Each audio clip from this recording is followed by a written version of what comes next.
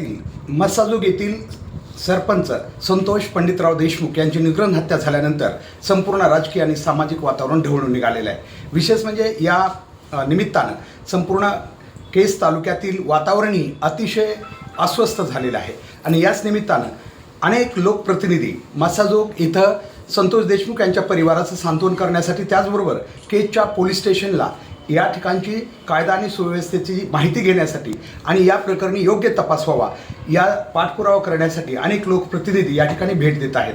आज या ठिकाणी केजच्या शासकीय विश्रामगृहावर माजी राज्यमंत्री सुरेश नवले हेही या ठिकाणी आलेले आहेत। ते या प्रसंगी काय म्हणतात पाहूयात। मी आत्ता 1 तासापूर्वी मसाजोग या ठिकाणी जाऊन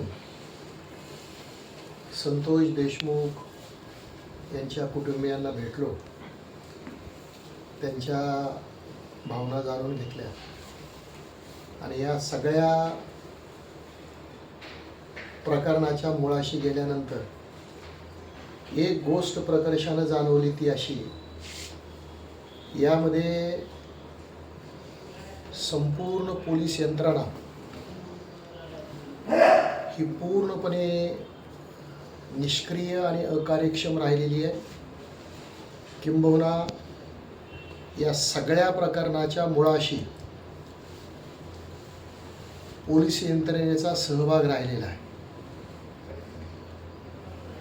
संतोष देशमुख यांचे ड्रायव्हर यांनी 5 मिनिटांमध्ये पोलीस स्टेशन गाठून पोलीस स्टेशनमध्ये घडलेला सगळा प्रकार सांगितला की संतोष देशमुख यांना गाड्या आडव्या लावून त्यांना मुसक्या बांधून गाडीत टाकून पळवण्यात आलेलं आहे।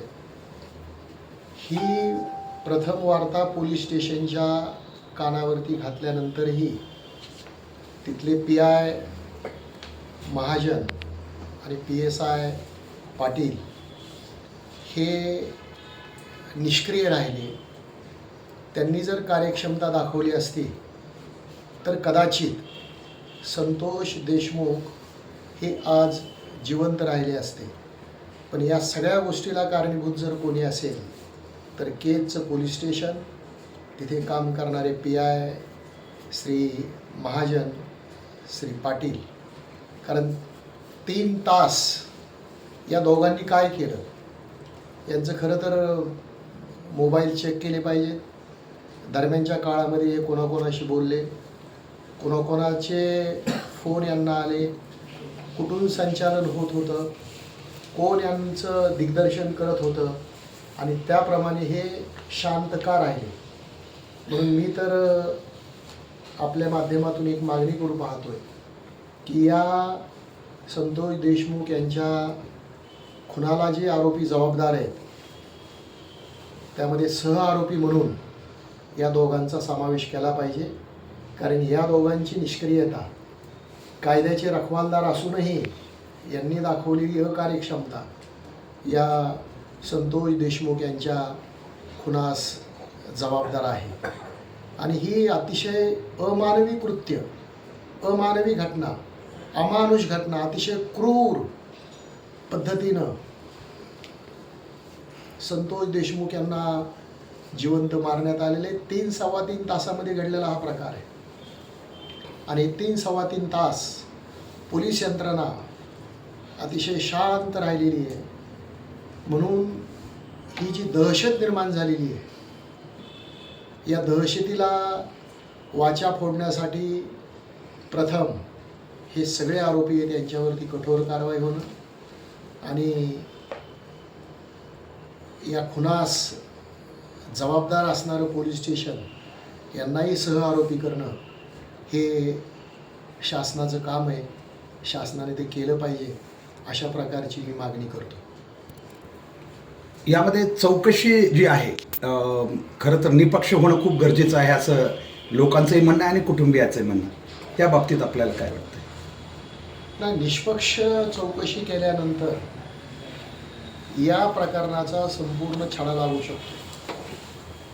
याचे सूत्रधार कोण आहेत, पडद्याआडचा कोण मुख्य सूत्रधार आहे, या सगळ्या गोष्टी चौकशी अंती बाहेर येऊ शकतात। त्यामुळं CID चौकशी करणं किंवा स्थानिक पोलिसांच्या मार्फत चौकशी करणं यातून हा प्रश्न निकाली निघणार नाही. माझी तर अशी मागणी आहे की यामध्ये 2 IPS अधिकारी राज्य शासनाने नियुक्त करावेत आणि त्यांच्यामार्फत या संपूर्ण प्रकरणाची चौकशी करावी, याच्या मुळाशी जावं. मुळाशी गेल्यानंतर मुख्य सूत्रधार कोण आहे, तो मुख्य सूत्रधार हा बीड जिल्ह्याच्या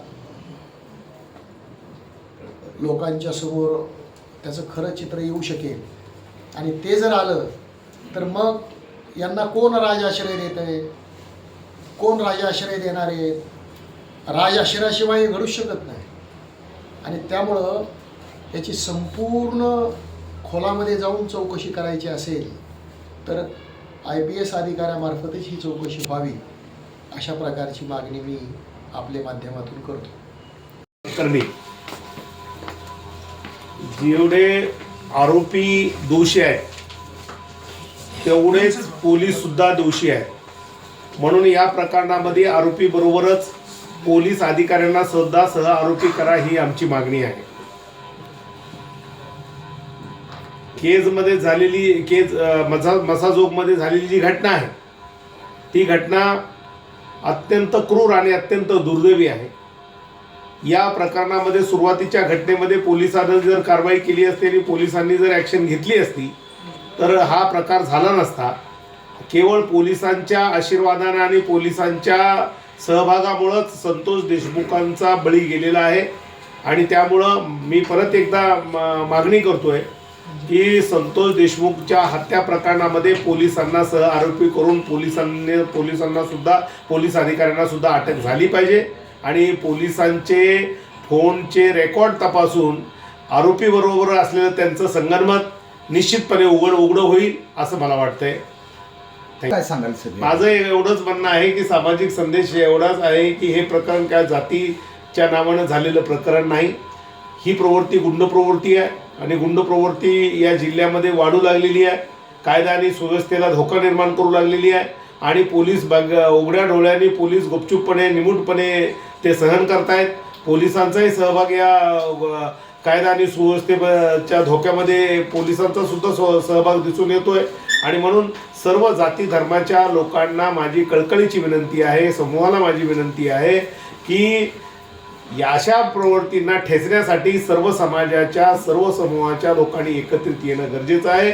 आणि अशा प्रवृत्तींना या बीड जिल्ह्यामधून याचं उच्चाटन करण्यासाठी आपण सर्वांनी एकत्रित येऊन याचं उच्चाटन केलं पाहिजे. हा एक माझा छोटासा संदेश आहे.